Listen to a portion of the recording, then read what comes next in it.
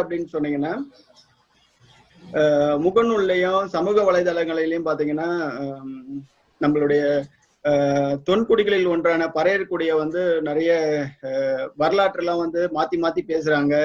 நிறைய வந்து ஒவ்வொருத்தங்க ஒரு ஒரு வகையில வந்து வரலாறு சொல்றாங்க.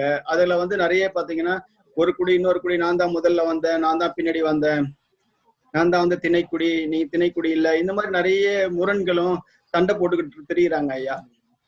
சோ அதனால வந்து நம்ம தமிழர் குடிகள் சார்பா இந்த இந்த சண்டைகளுக்கு வந்து ஒரு குறைஞ்சபட்சம் நம்மளால முடிஞ்ச ஒரு வரலாற்று ஆய்வாளர், இப்போ வந்து உலக புகழ் பெற்ற ஒரு வரலாற்று ஆய்வாளர் வழியா வந்து மக்களுக்கு கொண்டுட்டு போனோம்னா அவங்க கொஞ்சம் அது சார்ந்து புரிதல் வரும் அவங்களுக்கு.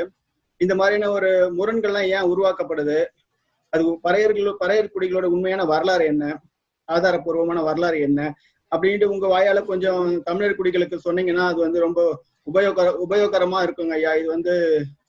இது வந்து தமிழர் குடிகளுடைய பொறுப்பா நினைச்சு நாங்க வந்து இதை முன்வைக்கிறோங்க ஐயா. இதுக்கெல்லாம் அடிப்படை காரணம் என்னன்னா, தமிழருடைய தொன்மையான வரலாற்றை இன்னும் யாரும் தெரிஞ்சுக்கல.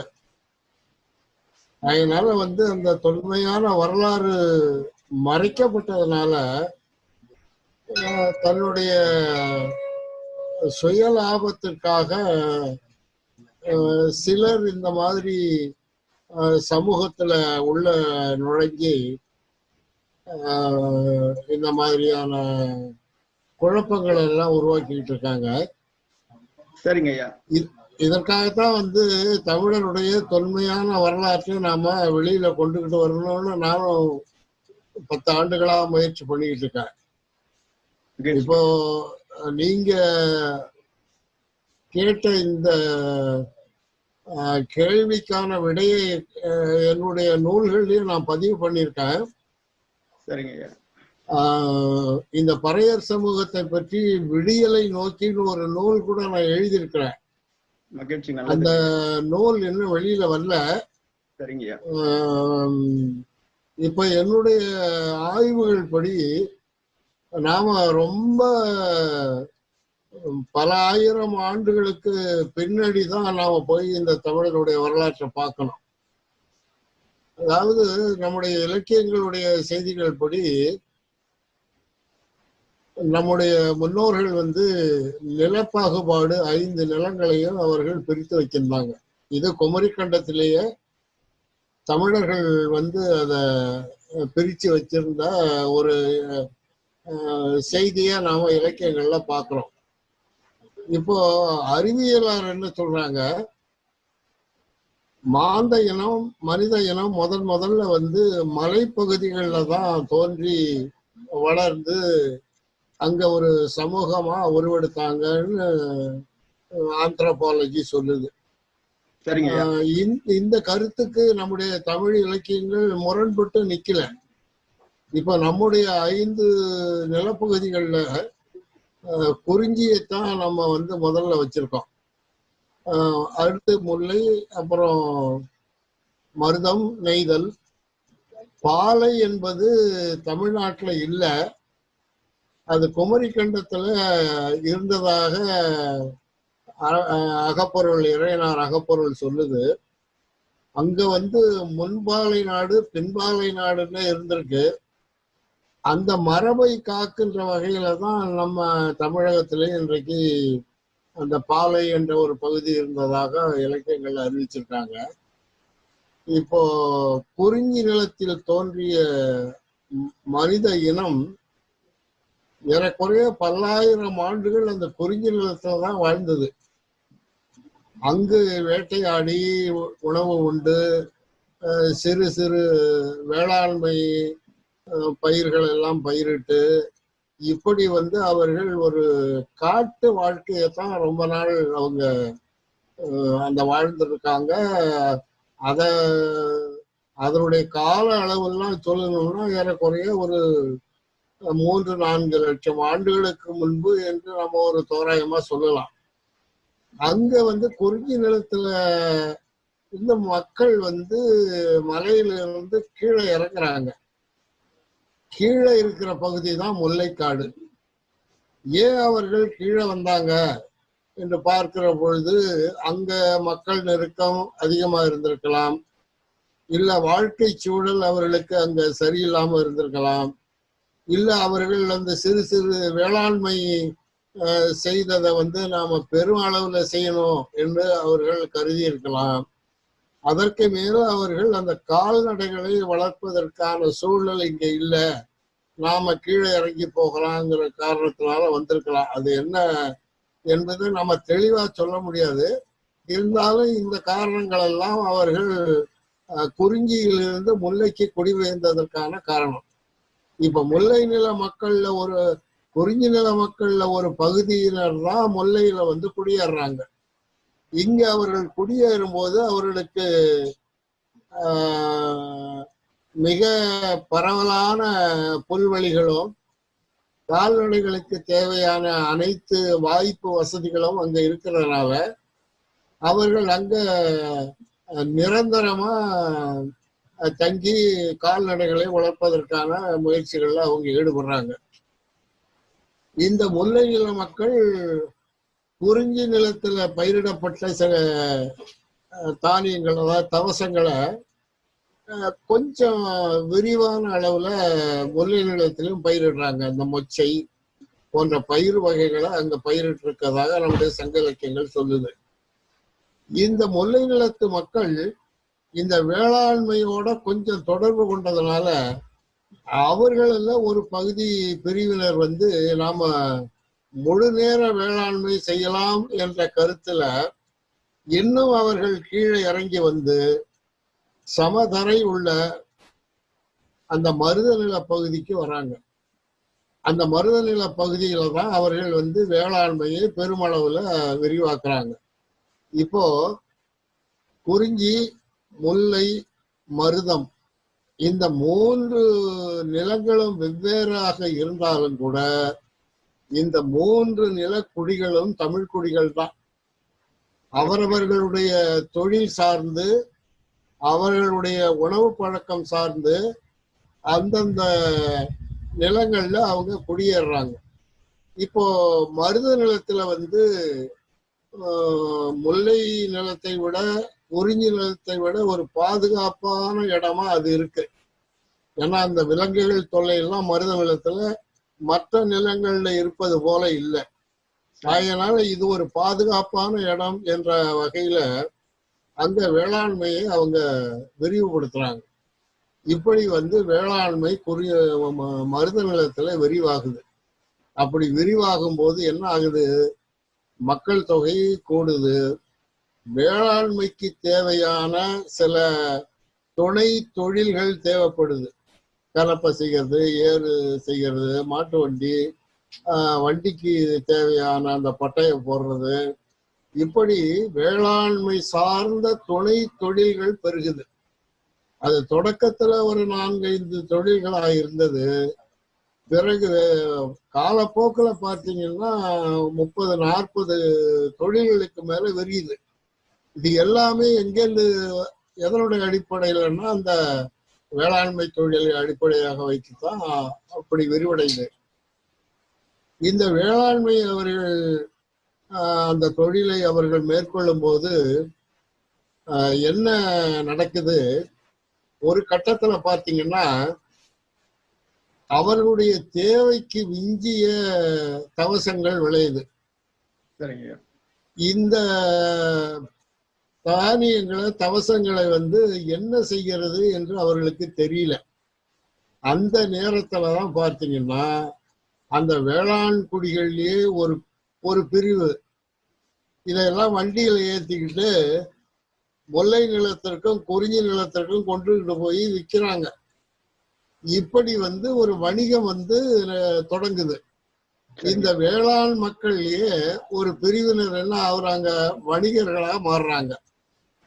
அந்த வணிகர்கள் உள்நாட்டிலேயே அவங்க வணிகம் செய்து அந்த சூழல்ல இங்கேயும் அந்த பொருட்கள் அளவுக்கு அதிகமாக வேளாண்மை தொழில கிடைச்சதுனால இன்னும் மிகுதியாக எல்லாம் மிஞ்சி போகுது. அதாவது உள்நாட்டு தேவையை போக மிகுதியாகுது. அப்போதான் அவர்களுக்கு ஒரு சிந்தனை வருது, ஏன் நம்ம இந்த மிகுதியான பொருட்களை கடல் கடந்து நாம சென்று விற்க கூடாது என்ற ஒரு சிந்தனை வருது. அதனுடைய அடிப்படையில தான் அவர் கடல் வாணிகம் தொடங்குது. இந்த கடல் வாணிகம் தொடங்கின உடனே அவர்களுக்கு எளிதாக குடியிருக்க, வாணிகத்திற்கு வெளியே போக வர அவர்களுக்கு வாய்ப்பு வசதி உள்ள இடமா கடற்கரை வருது. அப்படித்தான் நெய்தல் நிலம் உருவாகுது. இந்த நெய்தல் நிலம் உருவாவதற்கு அடிப்படை காரணமே மருத நில மக்கள் தான். அந்த நெய்தல் நிலத்துல இருக்கிறவன் எங்க வெளியில இருந்து வெளிநாட்டுல இருந்தெல்லாம் வரல. மருத நிலத்துல இருந்த அந்த வணிகர்கள் உருவாக்கின நிலம் தான் நெய்தல் நிலம். இப்போ நீங்க பார்த்தீங்கன்னா குறிஞ்சி, முல்லை, மருதம், நெய்தல், இப்ப இந்த 4 நிலத்திலையும் இருந்தவன் யாரு? எல்லாம் நம்ம ஆட்கள் தான். தொழில் அடிப்படையில அவங்க அந்தந்த பகுதியில அவங்களுடைய வேலை வாய்ப்பு அந்த அடிப்படையில அவங்கவுங்க பிரிஞ்சு போய் இருந்தாங்க. இருந்தாலும் கூட அவர்களுடைய உணர்வு தமிழர்கள் என்ற அடிப்படையில ஒற்றுமையா தான் இருந்தாங்க. இப்ப 4 ஊர்ல 4 பேர் இருக்காங்கன்னா 4 பேரும் வேற வேற ஊருக்காரன், நீ இங்க வராதுன்னா எப்படி அது சொல்ல முடியும்? அதுக்கு அது அடிப்படையுமே தவறானது அது.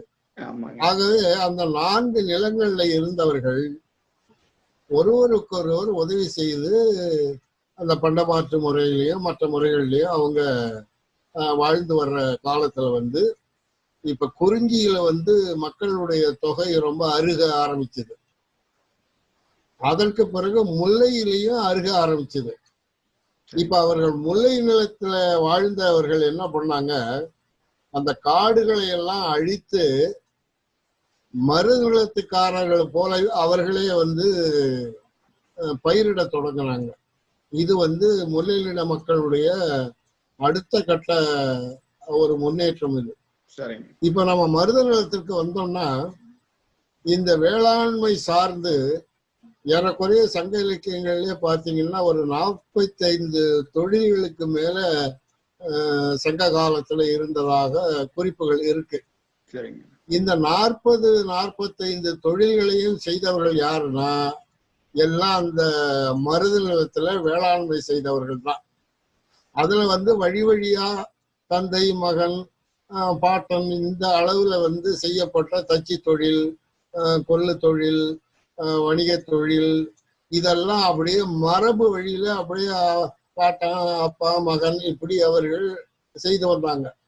இப்ப அவங்களுக்கு கல்வி என்பது எதுன்னா அவர்கள் செய்து வந்த தொழில் தான் அவங்களுக்கு கல்வியா இருந்தது.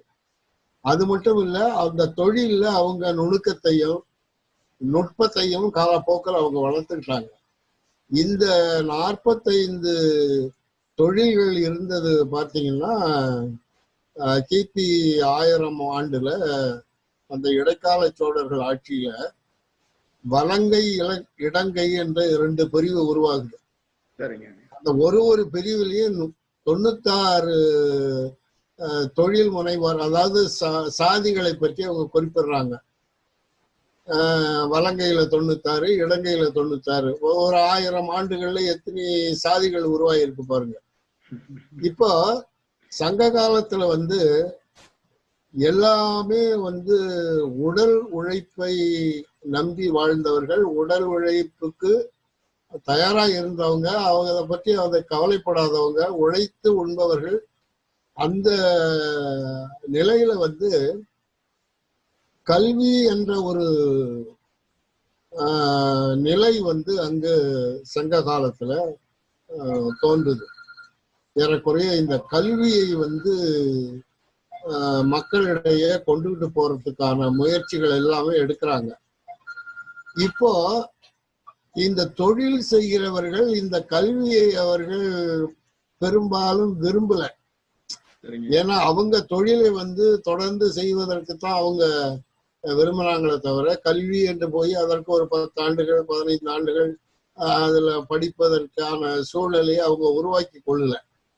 ஆனா சிலர் அந்த கல்வியில் நாட்டம் கொண்டவர்கள் தமிழ் படிக்க தொடங்குறாங்க, தமிழ் இலக்கியங்கள் படிக்கிறாங்க, கவிதைகள் படிக்கிறாங்க, செய்யுள்கள் படைக்கிறாங்க. இவங்க தான் வந்து அந்த சங்க புலவர்கள். இந்த சங்க புலவர்கள் எல்லாம் உடல் உழைப்பு இல்லாதவர்கள், அறிவு திறமையால அவங்க வந்து மக்கள்கிட்ட செல்வாக்கு பெற்றவர்கள். இந்த உடல் உழைப்பு இல்லாத அந்த புலவர்களும் கல்வியாளர்களோட பாணர்கள் என்ற ஒரு கூட்டம் வந்து உருவாகுது. அவர்கள் வந்து கலை, இசை, நாடகம், நடிப்பு, கதைகளை உருவாக்குதல், இப்படிப்பட்ட உடல் உழைப்பு சாராத ஒரு பணிகளை அவங்க செய்யறாங்க. அறிவார்ந்த பணிகள் அப்படி சொல்லிக்கலாங்களா ஐயா?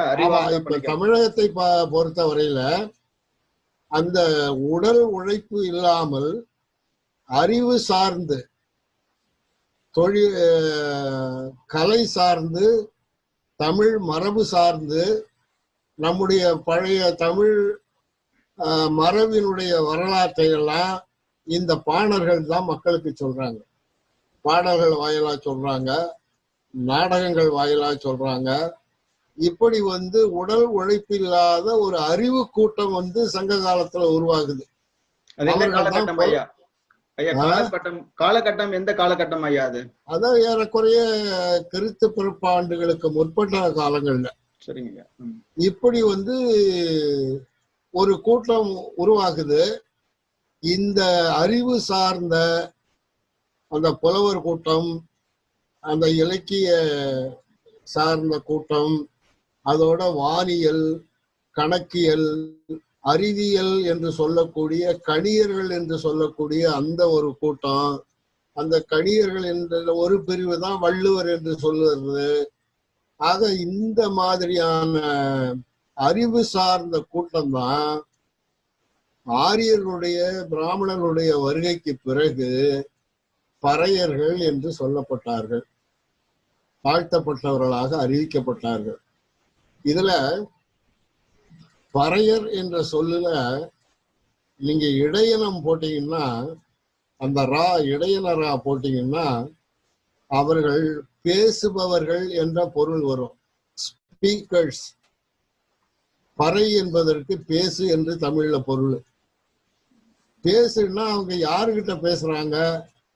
மக்கள்கிட்ட பேசுறாங்க. மக்களுடைய குறைகளை மன்னர்கிட்ட சொல்றாங்க. மன்னர் சொல்லுகின்ற செய்திகளை வந்து சரியா இருந்தா ஏற்றுக்கிறாங்க, தவறாக இருந்தா அவர்கள்ட்டயே நீங்க செய்வது தவறு என்று பேசுகிறார்கள், திருத்துறாங்க. இப்படி இந்த அறிவு சார்ந்த கூட்டத்துல ஒரு பிரிவினரை தான் அந்தணர் என்று நம்முடைய இலக்கியங்கள் சொல்லுது. இப்போ பறையர் என்ற சொல்லுல வல்லினம் போடும்போது அது பாணர்களை குறிக்குது. ஆகவே இந்த பறை என்பதற்கு ஒலி என்று பொருள். வல்லினம் போட்டா ஒலி, இடையினம் போட்டா பேசு என்று பொருள்.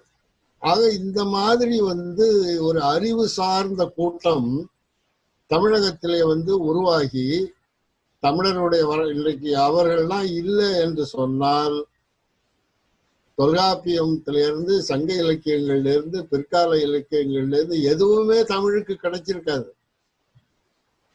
தமிழருடைய வரலாற்றை நிலைநிறுத்தி இன்றைக்கு நம்ம கிட்ட 2000 ஆண்டுகளுக்கு பிறகும் கொண்டுகிட்டு வந்த ஒரு சமூகம் எதுன்னு சொன்னா அது அந்த பறையர் சமூகம் தான்.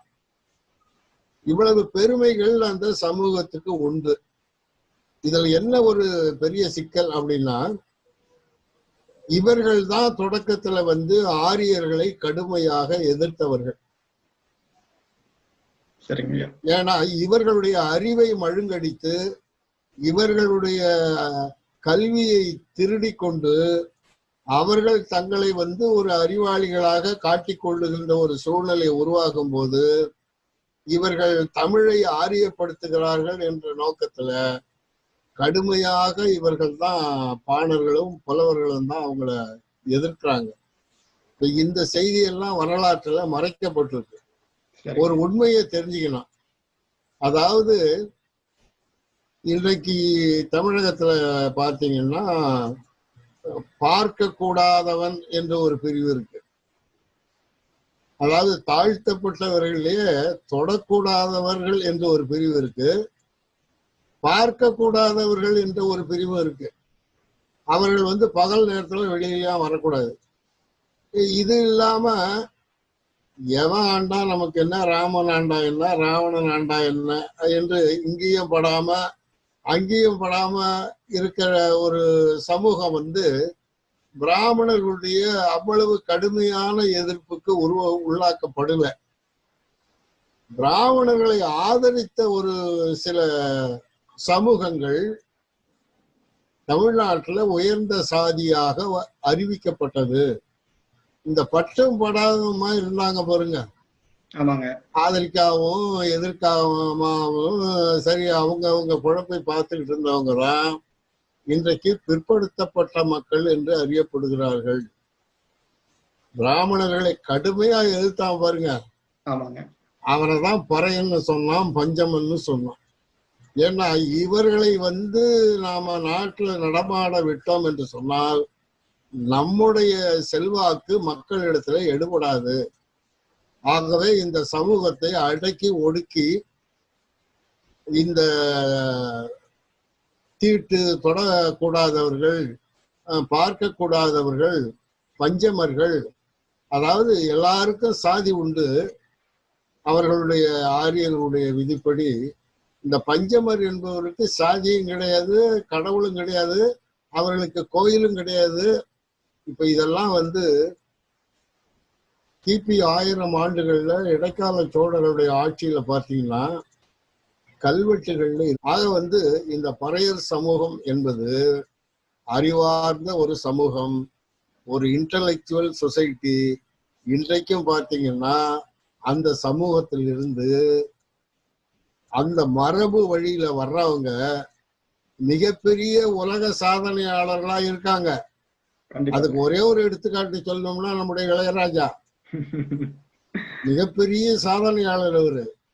அவருக்கெல்லாம் எந்த கல்லூரியில போய் படிச்சாரு, எந்த பல்கலைக்கழகத்துல படிச்சாரு, எந்த இசையமைப்பாளர்கிட்ட போய் அவர் பயிற்சி பெற்றார், ஒண்ணும் கிடையாது. அவருடைய அறிவு என்பது சங்க காலத்துல இருந்த அந்த தமிழ் முன்னோர்களுடைய மரபு, அந்த ஜீன்னு சொல்றாங்கல்ல, அதுதான் இளையராஜா கிட்ட இன்றைக்கு வேலை செய்யுது. அது அவர்கிட்ட மட்டும் இல்ல, ஏறக்குறைய இன்னும் நிறைய பேர் அந்த அறிவார்ந்த சமூகமா இன்றைக்கு இருக்கிறாங்க. இதுல என்ன ஒரு கொடுமைன்னா, உளவியல் அடிப்படையில அவர்களை நாம எதற்குமே பயன்படாதவர்கள், நாம வேலை செய்வதற்கென்றே பிறந்தவர்கள், பிறருக்கு முன்னால கைகட்டி நிற்க வேண்டும் என்ற அடிப்படையில நாம கடவுள் நம்மள படைச்சிருக்காரு. இந்த ஒரு எண்ணத்தை ஒரு 1000 ஆண்டுகளாக அவர்களிடத்துல ஏற்றி அவர் உளவியல் அளவுல அவர்களுடைய அந்த மைண்ட் செட்டை முழுவதுமே மாத்திட்டாங்க. அதனால இப்போ அவர்கள் தங்களுடைய உரிமைகளை மீட்பதற்காக சில குரல் கொடுக்கும் போது மற்றவர்களுக்கு கொஞ்சம் ஆத்திரமும் பொறாமையும் வருது. இது ஒரு பக்கம்.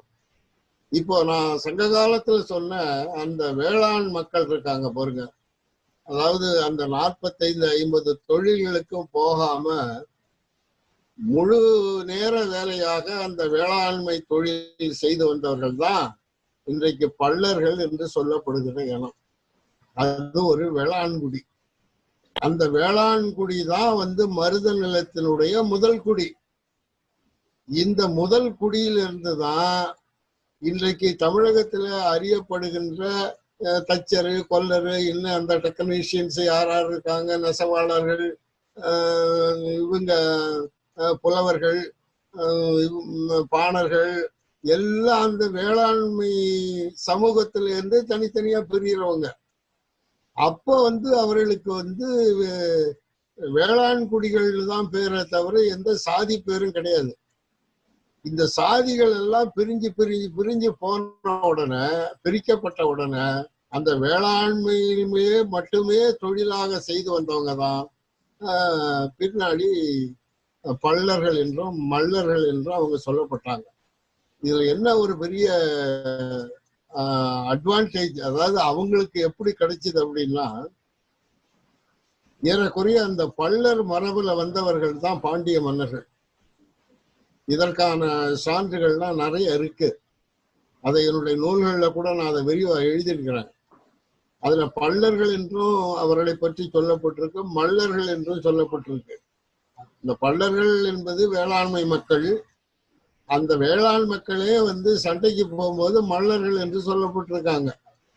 அதாவது நீங்க பல்லவர்களுக்கும் சோழர்களுக்கும் மற்ற மன்னர்களுக்கு படை வீரர்களா இருந்தவர்கள் எல்லாம் பல தெலுங்கர்கள் இருந்தாங்க, தமிழர்கள்ல பல சாதி பிரிவுகள்லாம் அவங்களுக்கு படை வீரர்களா இருந்தாங்க. ஆனா பாண்டியர்களுக்கு அவர்களுடைய படையில இருந்த வீரர்கள் 100க்கு 100 அந்த பல்லர் சமூகத்தை சேர்ந்தவங்க தான். அதனாலதான் அவர்களை அரசியல் சூழ்நிலையில இடைக்கால சோழர்கள் காலத்துல அவங்கள கடுமையா வேறறுத்தாங்க, மதுரையை தீக்கிரையாக்குனாங்க. அந்த பல்லர்களுடைய நிலங்களை எல்லாம் நெருப்பு வச்சு அந்த சோழர்கள் காலத்துல கொளுத்தினாங்க. இது இவ்வளவு கொடுமைகளுக்கும் அவர்கள் தாக்கு பிடிச்சி வந்ததற்கு காரணம், அவர்கள் ஓரளவுக்கு கொஞ்சம் அந்த நிலம் விவசாயம் பண்ணுவதற்கான அந்த நில உரிமை அவர்கள்ட்ட இருந்ததுனாலதான். அந்த அளவுக்கு அவர்கள் ஓரளவுக்கு தாக்கு பிடிச்சு அவர்கள் ஒரு நிலைப்பாட்டுக்கு வந்தாங்க. 1890கள்ல ஆங்கிலேயர் ஆட்சி காலத்துல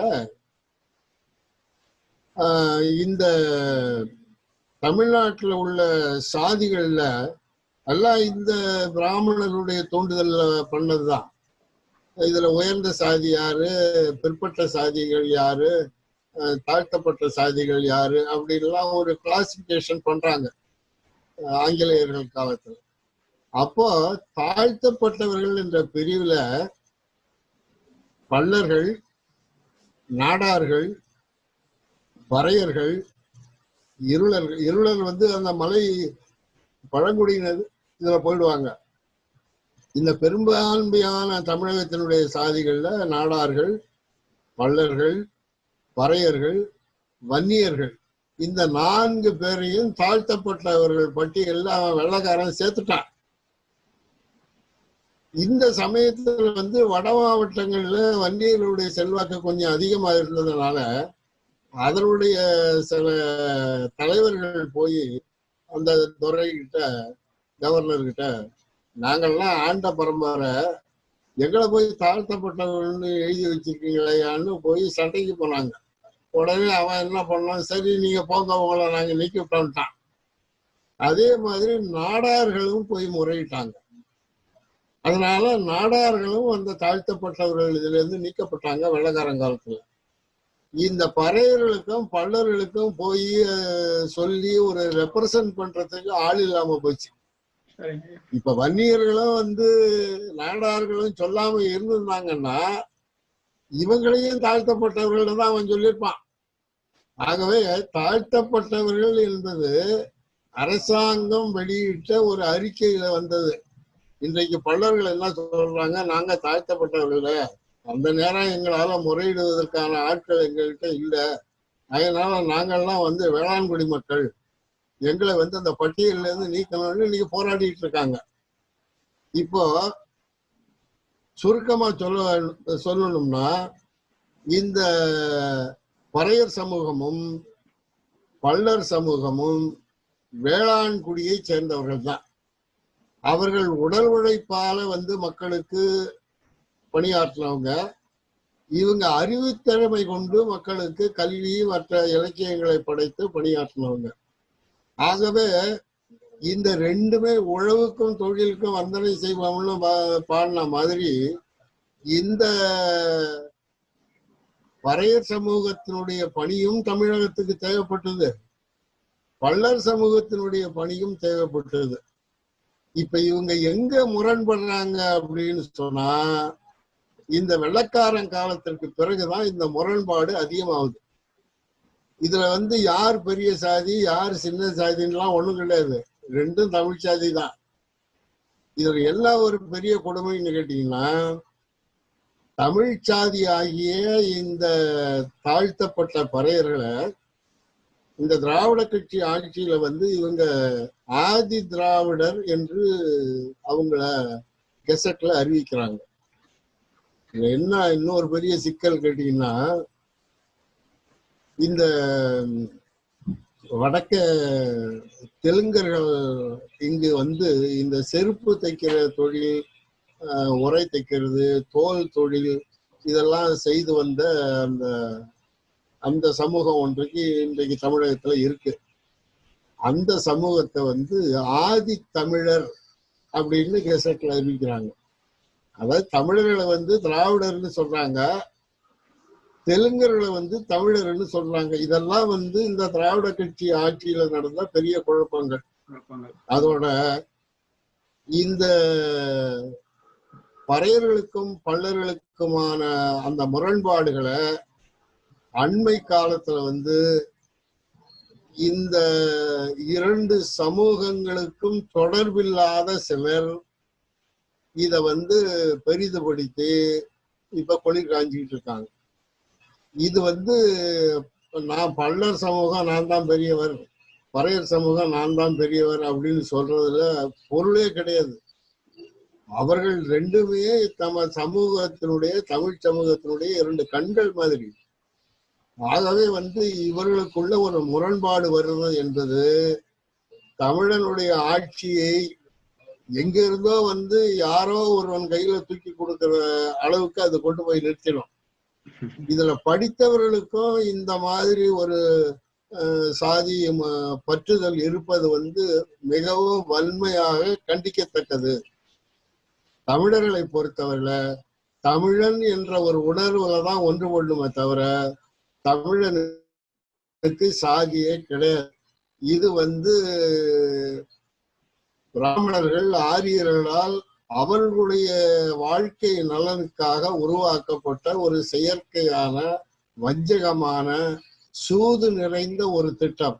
இதற்கு தமிழ்நாட்டில் உள்ள எந்த சமூகமும் விலை போய்விடக் கூடாது என்பதுதான் இன்றைய கால அளவுல நாம வலியுறுத்தி சொல்லணும். குறிப்பாக பறையர்களும் பல்லர்களும் தமிழ் சமூகத்தினுடைய பழமையான குடிகள். இதில் யார் பெரியவர் யார் சின்னவர் என்ற பேச்சுக்கே இதில் இடமில்லை. ஆகவே இத முரண்பாடுகளை தூண்டிவிட்டு குளிர்காய நினைக்கின்ற சில தலைவர்கள் பின்னால செல்லாம ஒவ்வொரு அந்த சமூகத்தை சேர்ந்தவர்களும் சிந்திச்சு தமிழன் என்ற முறையில ஒற்றுமையாக இருக்க வேண்டும் என்பதுதான் என்னுடைய வேண்டுகோள். மட்டும் இல்லை, இதை வலியுறுத்தி தான் என்னுடைய நூல்கள்ல தமிழ் இனம் தமிழ் மொழி என்ற தலைப்புல தமிழர்கள் எல்லாம் ஒன்று சேர வேண்டும், தங்களுக்குள் இருக்கின்ற அந்த சமூக பாகுபாடுகளை எல்லாம் விலக்கி கொள்ள வேண்டும் என்ற அளவுல தான் என்னுடைய ஆய்வு நூல்கள் எல்லாம் நான் எழுதிட்டு இருக்கேன். இந்த அளவுல உங்களுக்கு ஒரு சின்ன விளக்கம் கொடுத்தது ஓரளவுக்கு சரியாக இருக்கு என்று நினைக்கிறேன். ஆமாங்க ஐயா, ரொம்ப மகிழ்ச்சிங்க ஐயா, ரொம்ப மகிழ்ச்சி. ஏன்னா நீங்க என்னென்னலாம் நான் கேட்கணும்னு கேள்வி நான் வந்து எழுதிட்டு வந்தேனோ நான் கேட்கவே விடல, நீங்க எல்லாத்தையும் நீங்களே சொல்லிட்டீங்க. சரி சரி. அதாவது நாம வந்து பொதுவா வந்து இந்த மாதிரி ஒரு காழ்ப்புணர்ச்சிக்கு இடம் கொடுக்கவே கூடாது. அதாவது இதனுடைய அடிப்படையில தான் இன்றைக்கு நாம அடிமைப்பட்டு கிடக்கிறோம். தமிழர்கள் வந்து ஒரு காலத்துல பார்த்தீங்கன்னா உலகம் பூரா ஆண்டார்கள். அதுல குறிப்பா பாத்தீங்கன்னா கிரேக்க நாட்டுல பாண்டியர் மரபுன்னு 12 மன்னர்கள் இருந்ததாக அந்த தொல்மக்கதை சொல்லுது. இதுல ரோமையில பாத்தீங்கன்னா அந்த மன்னர்களுடைய அந்த கவர்மெண்ட் எம்பளம் இருக்கு பாருங்க, அந்த அரசு சின்னம், அது 2 மீனுக்கு நடுவுல உள்ள ஒரு செங்கோல் இருக்கிற மாதிரி பாண்டியர்களுடைய சின்னம் அது. அதைத்தான் அவர்கள் வைத்திருந்தார்கள். இன்னைக்கு உலகம் பூரா ஆண்ட தமிழனுக்கு இன்னைக்கு ஒரு அடி நிலம் கூட உரிமையா இல்லை. அந்த ஒரு நிலத்தை உருவாக்கி ஒரு தமிழருடைய ஆட்சியை உருவாக்கி கொடுக்க வேண்டும் என்று தமிழர்கள் விரும்பிய நேரத்துல உலக வல்லரசுகளும் இந்திய வல்லரசும் அதை முறியடித்து அந்த மாதிரி ஒரு சூழ்நிலையை உருவாகாமல் தடுத்துட்டது. இது வந்து ஒரு தற்காலிகமானதுதான். என்றைக்கு இருந்தாலும் தமிழருடைய ஆட்சி வரும், தமிழர்கள் வெல்வார்கள், தமிழர்கள் தமிழ் மொழியை நன்றாக்குவார்கள். அதாவது நான் பொதுவா சொல்றது தமிழ் நன்றாக வேண்டும், தமிழ் வென்றாக வேண்டும். இதுதான் நான் பொதுவா எல்லா இடத்துலையும் சொல்றது. தமிழ் நன்றாக வேண்டும்னாங்க இது என்னங்க இப்ப நல்லாதானே இருக்கு என்று சொல்லுவாங்க. அப்படி இல்லை. தமிழ் மொழியில பிற மொழி கலப்பில்லாமல் தனித்தமிழில் தமிழ் உருவாக வேண்டும். அதுதான். இப்படி உருவானால் உறுதியாக தமிழ் வென்றாக்கிடும். அதனாலதான் நான் பொதுவா என்னுடைய கூட்டங்கள்ல தமிழ் நன்றாக வேண்டும், தமிழ் வென்றாக வேண்டும் என்று நான் சொல்றது. என்னுடைய உரையை நம்முடைய நண்பர்களுக்கு எல்லாம் காட்டுங்க. அவர்களுக்கு ஓரளவுக்கு இதுல ஒரு மன நிறைவு வரும்னு நினைக்கிறேன். அதனால இந்த அமைப்பு நடத்துறவங்க எல்லாம் தமிழ் சாதியை சேர்ந்த அனைவரையும் இணைத்து இந்த தமிழர் குடிகள் என்ற அமைப்பை நீங்க தொடங்குறது எனக்கு ரொம்ப மகிழ்ச்சி. அது அப்படி ஒரு அமைப்பு எல்லா நாடுகள்லயும் உருவாகணுங்கிறது தான் என்னுடைய எண்ணம். மிகச்சிறந்த பணியை செஞ்சுட்டு இருக்கீங்க. இங்கிலாந்துல உள்ள தமிழ் குடிகளுக்கும் குறிப்பா ஈழ தமிழர்களுக்கும் என்னுடைய நல்வாழ்த்துக்களை தெரிவிச்சுக்கணும். ரொம்ப மகிழ்ச்சிங்க ஐயா. நீங்க உங்ககிட்ட ஒரு அரை மணி நேரம் தான் நேரம் கேட்டிருந்தேன். நீங்க 1 மணி நேரத்துக்கு மேல பேசிட்டீங்க. நிறைய விடயங்கள் கலந்துக்கிட்டீங்க. ரொம்ப தமிழர் குடிகள் சார்பாக எல்லாருடைய நன்றிகளும் உங்களுக்கு உரித்தாக்குறோம். நாங்க எப்பயுமே உங்களுக்கு கடமைப்பட்டிருக்கோம்.